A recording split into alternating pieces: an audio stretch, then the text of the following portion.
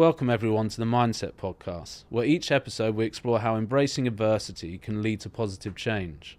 A little over 6 years ago I got sober from alcohol and drug addiction, and what I learnt during that period of time was how the biggest or smallest challenges in my life paved the way for the most positive and enriching period of growth and learning I've ever experienced. FRP is a people-focused firm, both with our excellent teams internally and clients we work with day to day. Like many other professional services firms, we give particular attention to delivering the best advice for people under what can often be extremely stressful situations. So it follows, spending time understanding how we can learn and grow from any periods of adversity we face will also see us evolve and grow as individuals and better serve our clients. This podcast aims to provide inspiration for others trying to progress in their careers, help professionals feel less isolated on their journey, and debunk the myth that we all have to be all right all of the time. Most importantly, we want to walk the walk of change and integrity with the experience of others who have walked the path before us. Challenges can be used for good. I absolutely believe this fact. I hope you enjoy. So Mo, thank you for joining us. Really appreciate you giving us your time, and it was awesome to kind of meet you the other week and get to know a little bit more about your story. Really excited to kind of get into it. And yeah, thanks for taking the time. So this is a Mindset podcast where we're looking at how embracing challenges can lead to positive change. And your story is, from what we've talked about, a pretty inspiring one. So I wonder, as a starting point, do you want to just say who you are and what you currently do today? So my name is Mohamed Massaquoi. I am an organizational psychologist. I used to play in the NFL. That was my first real job out of college. Nice. Pretty good job to have out of college, that's for sure. It's a pretty fun one. Yeah, for sure.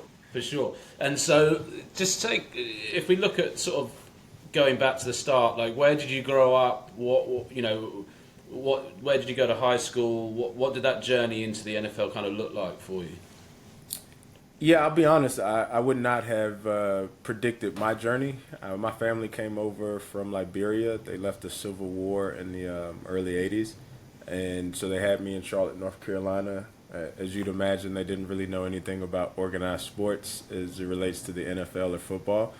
But took to sports as a kid, I think as most kids do. And was fortunate to go to a high school, Independence High School in Charlotte, North Carolina. Had a guy named Tommy Knotts as my head coach. And Right. we won 109 games in a row, 7 straight championships. And so Wow. you kind of learn how to work hard. You learn how to be disciplined. You learn how to set goals, all of that good stuff. And that ultimately gave me the foundation to go on to University of Georgia and kind of set the trajectory for the rest of sports and life. And how old were you when you were at high school, in that winning streak? I'm assuming that was over a 2-3 year period. Yes, so I was there for 4 of them. The total win streak took place over 7 years. And, it's one of those things that you don't know how special it is when you're in it because it's the standard. But once you're removed and I'm 37 now, I still run into people that are like, hey, you played on one of those independence teams. And so now I understand how valuable that experience was. And so how old are you at that point? You're like, what, 14, 15? 14 to 18. So this is 2000 to 2005. The season's 2000 to 2004. And so you're wet behind the ears. You don't really know what you're doing. You're just trying to work extremely hard. And what does that look like in terms of like your attitude and your confidence? Did you have any setbacks in those years, or was it just simply all you know is winning and your confidence is through the roof? No, it's winning, but you know how to win, I think, which is more important, of how to be disciplined, how to be accountable, how not to get full of yourself, how not to become complacent. There's times where we start feeling ourselves, and we were quickly informed of the challenges with that, or how that could potentially lead to destruction of the dynasty or whatever the case may be. And you start to think more long term than short term. Right. I know these actions are going to pay off in the long run because there's proof. And so it's you're kind of in a weird way you buy in. To be honest, that the formula is there. Yeah, so you're being taught, and you kind of have a faith in what you're being taught because you're seeing results unfold as a. Correct, and the just the whole relationships that you build there. I spoke to my high school head coach maybe a week ago to get their schedule to figure out when to come see him, and so it's a tight bond. My receiver coach, I still keep in contact with from high school, and you got to think, this is 20 years later that we're still in contact, and so I think it's a combination of you trust the individual, but you also have a relationship with the individual, and that individual also has your best interest at heart, and so the whole thing feeds together. Yeah, for sure. And so you're 18, you leave, and then you said you went to which university? The University of Georgia. So you go to University of Georgia, and how long's that? 4 years you're there, or? Yep, that's 4 years. For some individuals, it's 3. It kind of depends. American sports are at the collegiate level. It depends on the sport. I think in basketball, you can leave after a year. In football, you can leave after your 3rd year. Some people stay 5 years. I left after 4 years, right after I graduated. Okay. And how were those years for you in terms of you come off the back of this streak at high school where I'm assuming, you're kind of, as you said, you're kind of feeling yourself a bit, even though people are saying, look, you need to remain humble. You're straight into Georgia. You're doing 4 years there. How were those 4 years? Were there challenges in those 4 years? Was it again were you on a winning streak? How did that look? Yeah, so it's as an athlete, you live in reality, but you don't, Right. because it's at any given point in time, 1,700 people play in the NFL, and there's millions of kids here in America, even across the world, that want to play in a professional sports. And other sports is even less. There might be 600 people in the NBA, and to think that you could be one of those individuals, you kind of have to be out of your mind a little bit. Right. But then you start to understand what it's going to take to become one of those individuals. College is the next step. But it's very different from high school, where you're the big fish. You become, the little fish in a sea of talent. And so you get humbled very quickly just because you're 18. There's people that are 22, 23, and their bodies are developed differently. And so you start at the bottom and you have to work your way up. And even in doing that, you could have flashes of success, failures, flashes of success. But it's more so how you recover from those failures and how you recover from them shortcomings that really dictates how you're going to end up in the long run. Yeah, and I think that's a really interesting point because, it, it's really like the only thing that, from my experience, really teaches you about bouncing back from shortcomings or failures or whatever the word is obviously going through it. And when you're going through it, it can be daunting because you're like, well, hold on, this hasn't happened. And I don't know, was there a time in that 4 year period where perhaps it was immediately when you went to university where you were kind of like, oh wow, this isn't what I'm used to, this isn't the MO, and did that give you, were you fearful around that period, or did you just kind of adopt the attitude of I just got to go and get it? No, I think it's my freshman year. The first year that I was on campus was great, and then the second year was choppy. And so you're used to having success, and then when you have some failure, you're trying to figure out how to adapt to it. And it's not a are you working hard thing, because you're always working hard through. Sometimes it's just little tweaks that you haven't figured out how to tap into. And the thing about resiliency and the lessons that you learn from them, you can only really learn them through going through something. You can't transport that from one person's experience to another. And so I think some people try to skip that process when things get difficult. They want to figure out the easy way around it, and there is no real easy way around it. You just got to work through it. And so for me, I had to figure that out to figure out how to bounce back. And if you do that well, I think you can trade off of that in other areas of life and in other moments in life when you're dealing with more complex things. And how did you? Because that's, I couldn't agree more with what you're saying. And again, that's definitely been my experience with the challenges in my life, not in a sporting context, but just in a context of trying to succeed and get through, and areas and periods of my life where just trying to survive. But what do you think were some of the things that you adopted? How did you sort of stop and go, hold on, in this 4-year period, things aren't hitting the way I want to hit. How did you stop, pause and assess and apply yourself in a different way? How did you figure that out? Do you recall? Well, I think you need reality and you need feedback. I think people need to truly understand the gravity of the situation that they're in. You can't change reality, lessen it, artificially create what you think it's supposed to be. And then you need feedback from other sources because we all have blind spots of how do I do this? How am I supposed to course correct? And the more you can get feedback from sources that you trust that will give you like accurate feedback, I think that helps you start to figure out what are the behaviors that I have to change in myself, what are the tweaks that I have to change in myself.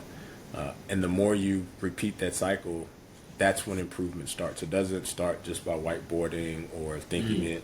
You actually have to do. You have to be in movement to fix this. And one of the things that I really struggled with in my journey was having open ears, because I thought I had it figured out, the way that I was living my life at that time. And then I was broken, and as a result of being broken, I was like, okay, I need to reassess, and I was humbled. It was a rock bottom that I had gone through. Do you think that your time in high school had taught you how to have open ears during that period of time, or how did you manage to carry that humility with you? Yes and no, because once again, the reality that you live in is that you have social proof of this thing working, and you're doing it a certain way, but each level requires a different insight.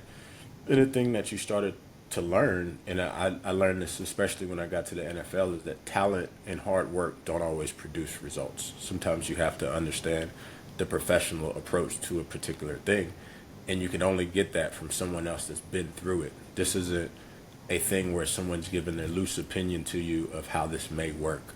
You need someone that's actually doing it. And when you're getting those trusted sources that are telling you, no, it's difficult, but this is what you do, and this is kind of the tried and true framework formula, and you have to adapt it to your specific needs. Those are the things that get you moving in the right direction, and it's the figuring out how that works for you. But just the loose work hard, it's going to be all right, keep trying, do your best. I think those cause more harm than good because they're really empty sources of advice. Yeah, that's a really, really interesting point for sure. And it's, you might even say to a degree they're kind of lazy approaches to advice, even because it's like you say, there's more to it. The devil's in the detail often, and actually, so you touched on the NFL there. So you did your 4 years at university, and then how did that journey, that transition into the NFL go for you? The drafting process, how is all of that? Was that like an overwhelming period for you? How are you taking all of that in your stride? It is, because then it becomes reality. And I think the thing that you start to see is, okay, you go to a place like Georgia, who it's, one of the premier colleges in America, and you can see someone get drafted. And so now it becomes more real. And then you see people around you that play your position, and you're doing the eye test. This person moves like me. They have a similar skill set. They got drafted here. I think if I do similar things, I may be able to have that same experience. And then you graduate or you leave early, and then it becomes actual real, but you have no idea where you're going to go. It's not like you get a chance to pick it. And so that's the blessing and the curse, because you get to live your dream, but you have no idea where you're going to go. And so I got drafted by a team, the Cleveland Browns, which a storied organization, legacy organization. We were going through a lot of change, though, at the time. We had an ownership change, multiple head coaching change, different teammates. And so when you get in an environment like that and you're a young player, it can be very overwhelming, and you may not actually know how to develop into a pro. And so there was just a lot of frustration of how do you simplify all this chaos and this noise around, because that was the first time I had ever dealt with something like that. University was pretty stable, high school was pretty stable, but there was tons of change throughout the experience, and that was somewhat frustrating. And that change, when you say throughout the experience, was that the change on the journey into the Cleveland Browns, or when you were at the Cleveland Browns? Both. So both, right. You're learning how to become a pro, but then as you're learning how to become a pro, things are changing around you. And that's where you start to learn it's not about working hard, it's not about talent, it's about actually knowing the mechanics of what does it take to become a professional. And so that's where you have to lean into other people that have been through similar experiences so that they can kind of give you the playbook of how to succeed, how to thrive, what to look out for, how to take care of your body, how to handle stress, how to handle anxiety, how to handle off the field conflicts. There's like a world within the world. The measurables of can you run, jump, how fast you are, those are almost commodities. It's the other stuff that determines can you consistently string together this performance.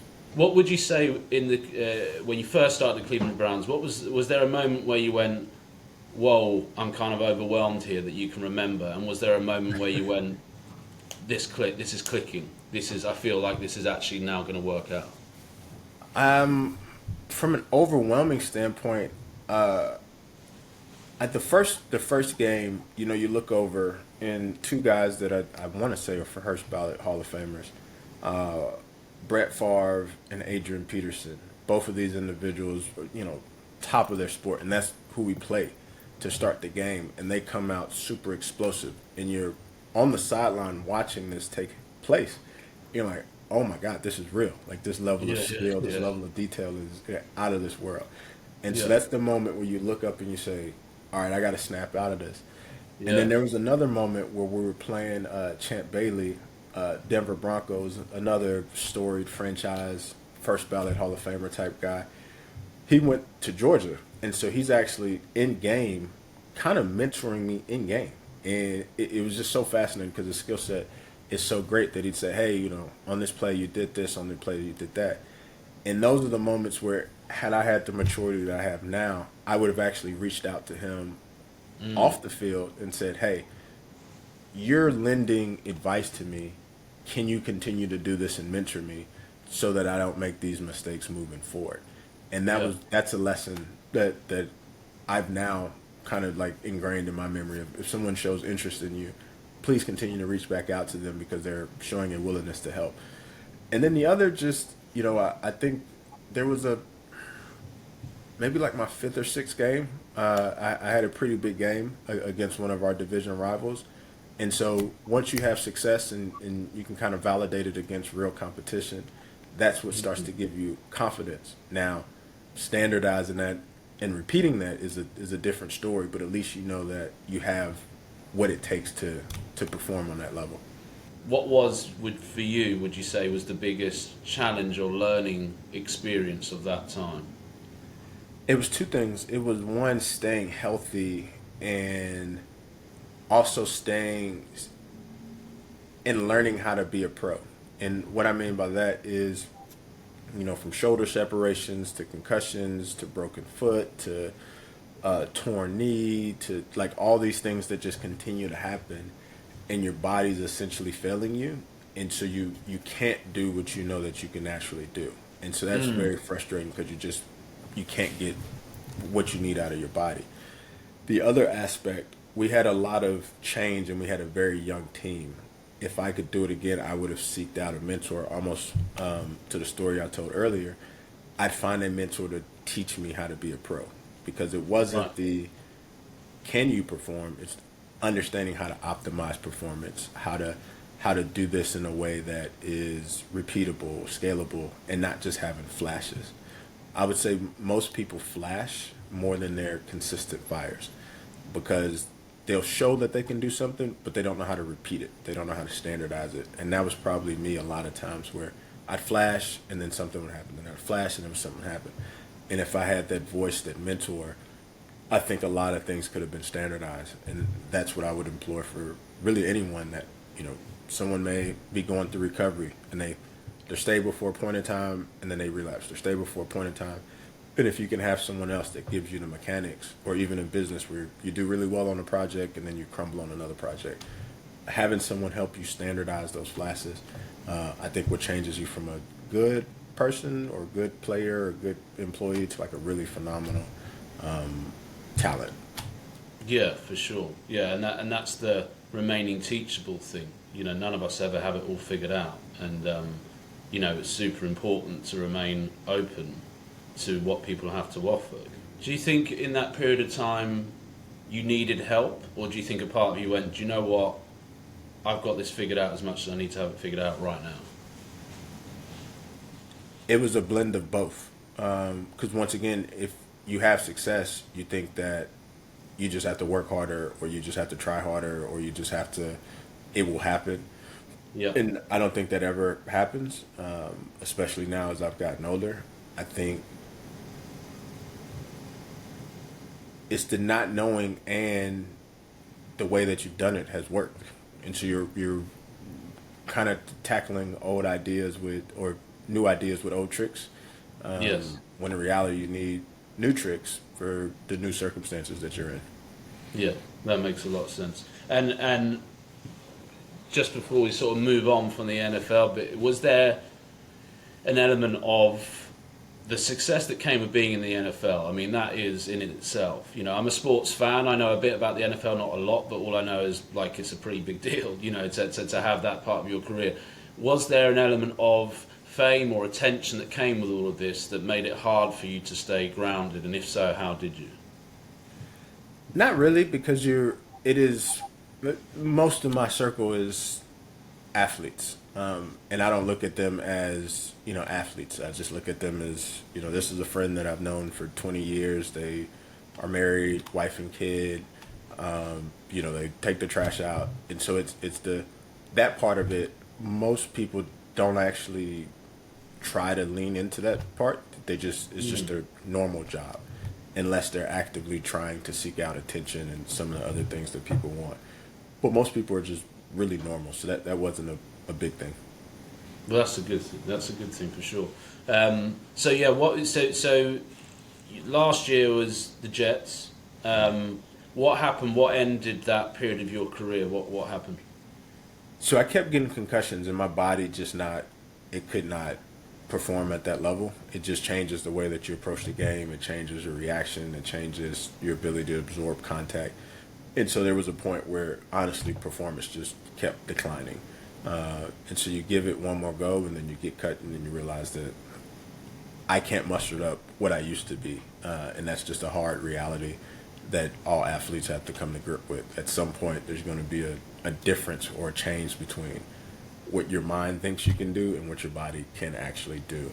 And so I had to transition out. Like you stop getting the calls, and you stop being able to run and jump and move as fast and efficiently as you used to be able to. Was there a specific moment that you remember where you were like, wow, I think this is over, this is done? For sure, because as I was running around, just the speed of the game was so fast, and right. For us, it's organized chaos. It's almost a choreography that you just feel, and I lost the feel of the game, and it was moving so fast, and I think that is when you lend yourself to getting hurt, because even when you see people fall, how they absorb hits, where they are in space, their senses are just heightened. Once you lose the ability for that, then something bad's going to happen. And so you can tell pretty fast that this isn't it. And what does that feel like, having worked, from 14, 13, whenever it was up to that point? What did that feel like, coming to that reality? It's a hard reality, because you don't. Once again, that drive and that determination and that out of touch reality, you don't know what to do with that, and you're doing the thing that you want to do. Yeah. And so once it gets to the point where you can't do the thing that you want to do, most people don't have to deal with that. Once you get in your flow state, if you're in finance or law or doctor or creative or teaching, you can do that until you want to retire. Sports doesn't, on the athlete side, doesn't work that way. And so you almost have to figure out who you are in life all over again, which is a very challenging transition. Was there a time or a person or a thing that makes you think, yeah, that was the start of my new chapter? No. And the reason I say that, it was more so people reach out to you and say, hey, I know you're retired right now. What, are you interested in doing this thing? And so sometimes opportunities come to you, and you haven't really understood what opportunities make sense, Yeah. and you don't sit in the same way that you were like hyper focused on becoming an athlete. People dabble in different things because you just don't have awareness of what your options are, and so you may try different things, but it's not until you actually stop and say, what am I interested in? What do I have the skill set to do? What am I going to be willing to put the time, energy, effort into to almost hunt like the drive of pursuing professional sports? How did you begin to find something new? Because it sounds like you're describing basically you're doing something that you wanted to do, you felt that was the place you needed to be to do it, and then you had to find a new passion, a new hyper focus, as you put it. So how did you actually set about doing that? Was that just a natural process, a natural transition, or how did that work?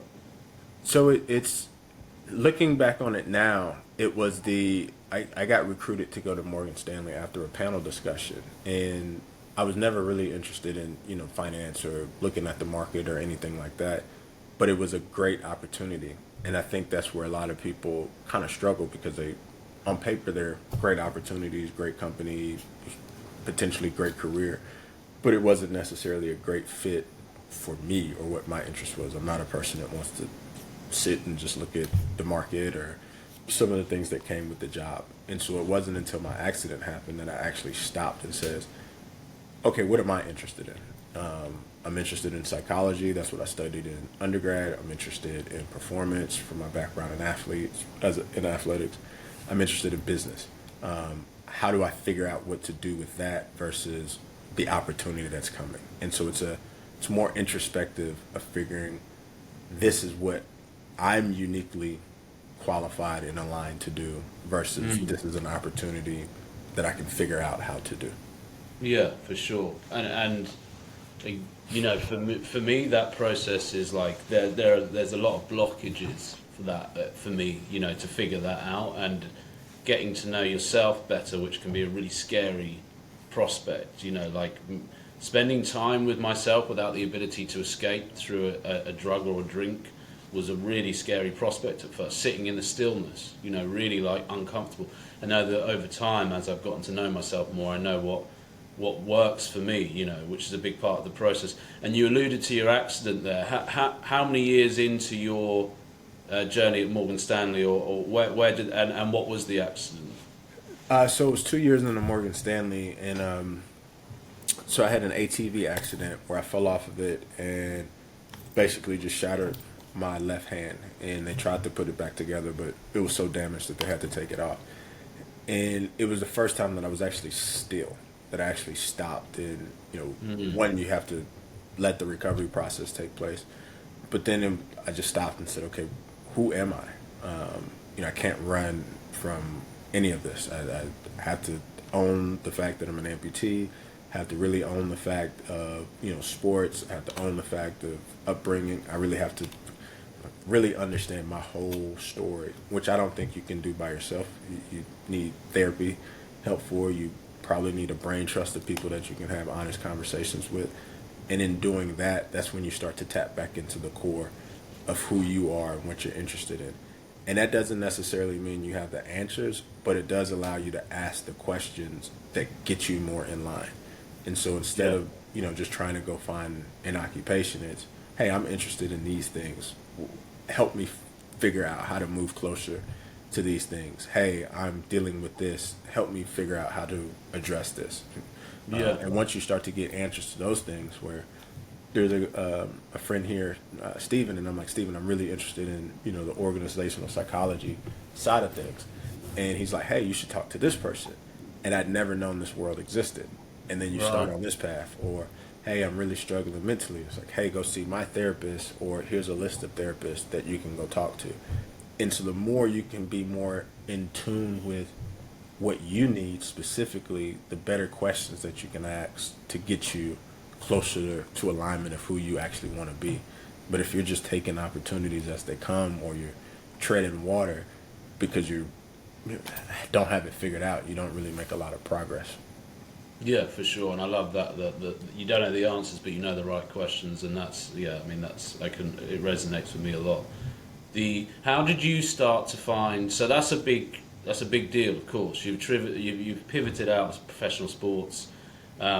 You've moved into Morgan Stanley. You're having a bit of a wrestling match with yourself. This isn't really what makes me tick, but I'm here. You've had this accident, which is horrendous. How did you start to find acceptance over what's happened to you in that moment, and then how long a period did that recovery phase take for you to get to a healthy place mentally and physically?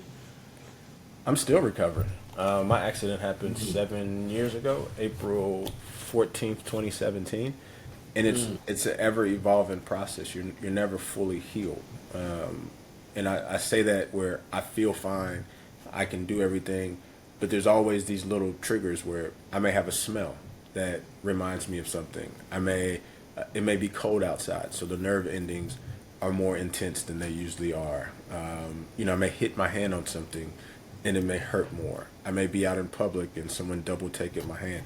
And so it's always something that is constant, but the height of it, I think, continues to lessen the further I'm removed from it, because I've done all the work on the front end, once again, of doing the right therapy and physical therapy and mental therapy, being more in alignment with myself, of career trajectory, health trajectory, family trajectory, personal well-being. And so all these things work in harmony. But anyone that's experienced anything of meaning in life, it's not like you just hit this like checkpoint where everything's all right. You're constantly, updating your system to make sure that you're optimized. And I think it's healthy, to be honest with you, because if anyone dives deep into themselves, they're going to find something that's a glitch. And you're going to continue to work to refine that glitch. Anyone that has it all together, I probably wouldn't trust them, because either they're hiding something or they're running away from something.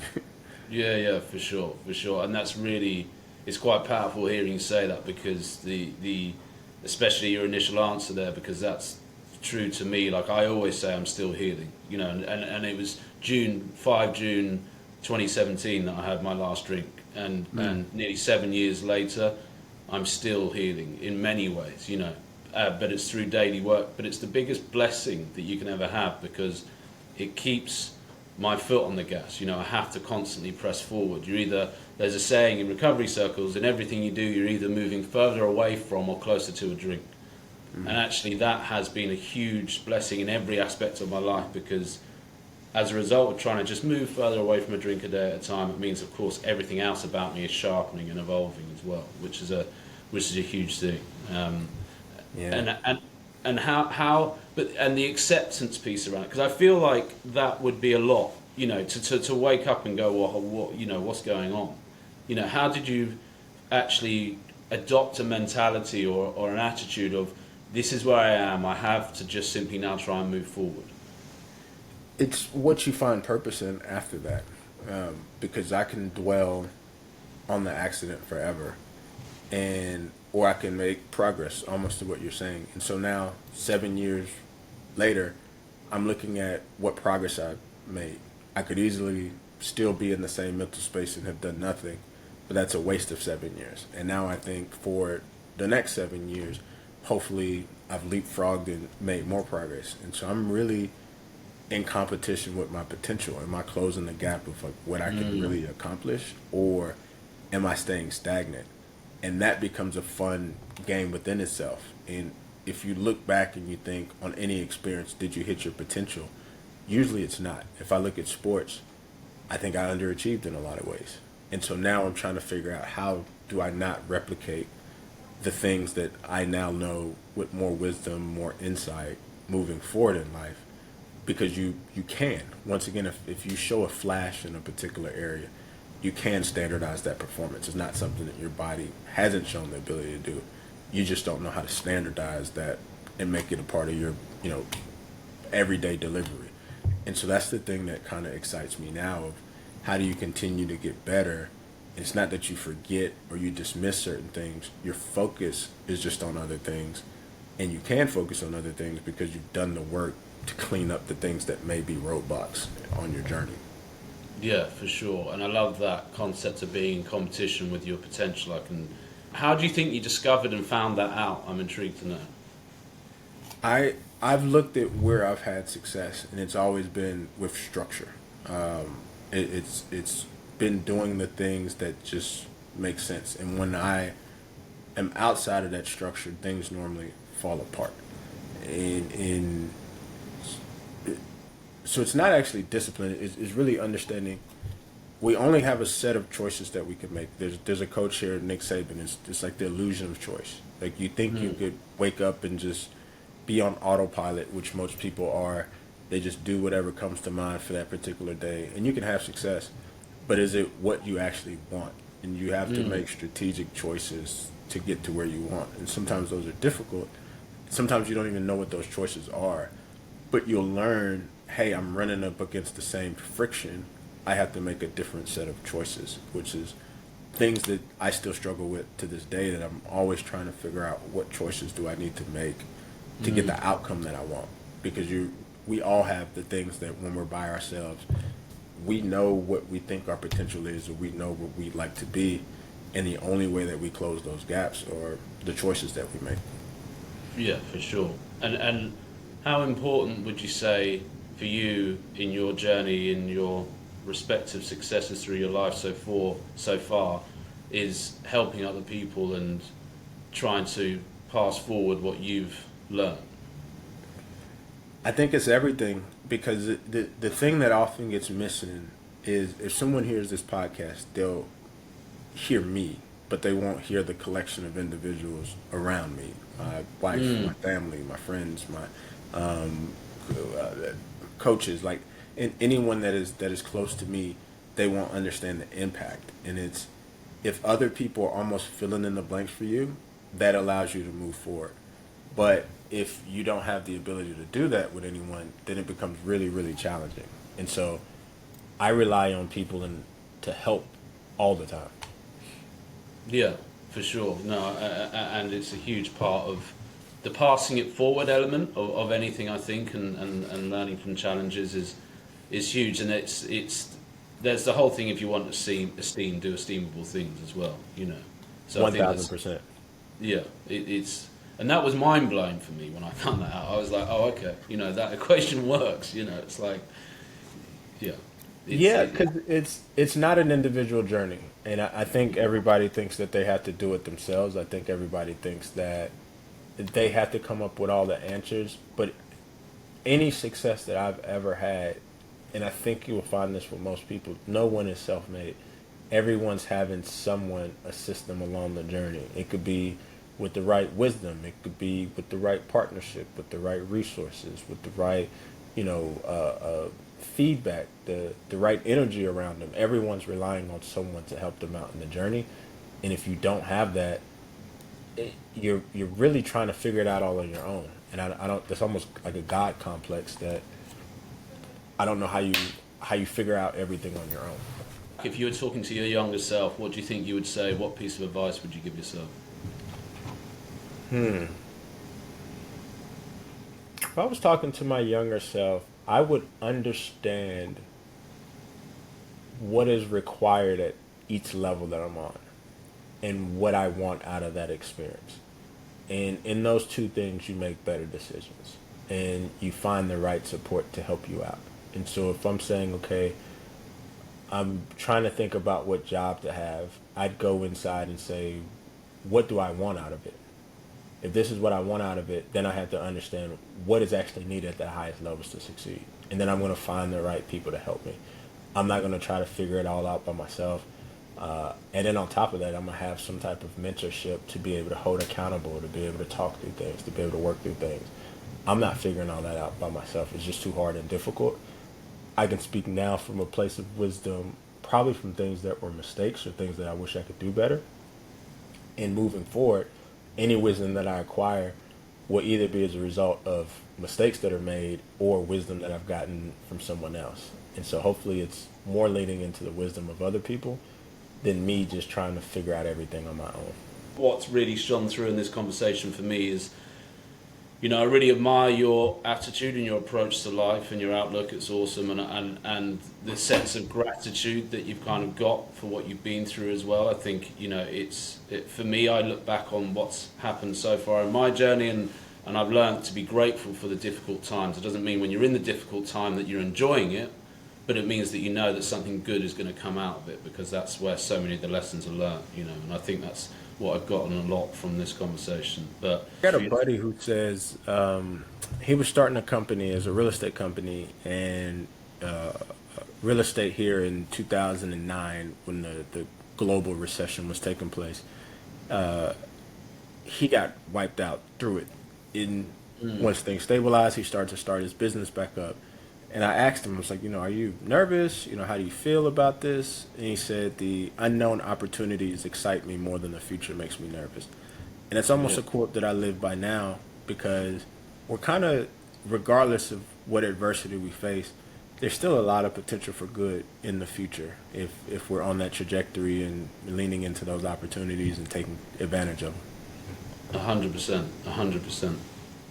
That feels like a good note to end it on, Mo. I really appreciate your time. For sure, for sure. Keep doing great work across the pond.